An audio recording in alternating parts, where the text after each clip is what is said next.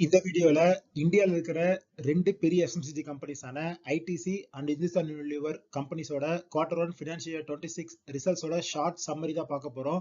இந்த 2 கம்பெனியோட detailed analysis வந்து நம்ம சேனல்ல போட்டிருக்கோம். அந்த ரிசல்ட்ஸ் வீடியோ பார்க்கணும் அப்படிங்கிறத செக் பண்ணி பாருங்க. ஐடிசி வந்து இந்த குவார்டர்ல 23,129 கோடி வந்து ரெவன்யூ பண்ணிருக்காங்க. இது லாஸ்டோட கம்பேர் பண்ணும்போது 19.5% வந்து இன்க்ரீஸ் ஆயிருக்கு. அதே மாதிரி அவங்க ப்ராஃபிட் வந்து 3% இன்க்ரீஸ் ஆகி 5,244 கோடியில இருக்கு. கம்பெனி பண்ண ரெவன்யூல 41% வந்து சிகரெட்ஸ் கான்ட்ரிபியூட் பண்ணியிருக்காங்க. 25% வந்து எஃப்எம்சிஜி பிசினஸ் வந்து கான்ட்ரிபியூட் பண்ணியிருக்கு.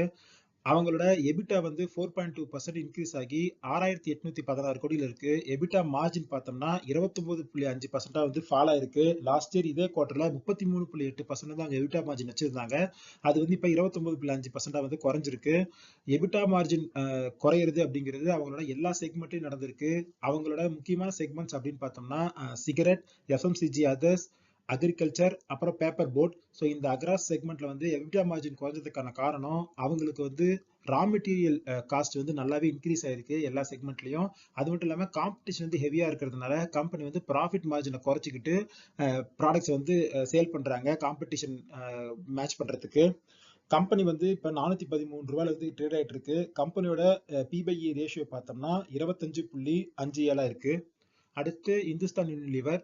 இந்த கம்பெனி வந்து இந்த குவார்டர்ல 2,732 கோடி வந்து ப்ராஃபிட் பண்ணியிருக்காங்க. இது லாஸ்டோட கம்பேர் பண்ணும்போது 7.6% வந்து இன்க்ரீஸ் ஆயிருக்கு. அதே மாதிரி கம்பெனியோட ரெவன்யூ வந்து 15,931 கோடியா இருக்கு. இது வந்து இயர் ஆன் இயர் கம்பேர் பண்ணும்போது 3.9% இன்க்ரீஸ் ஆயிருக்கு.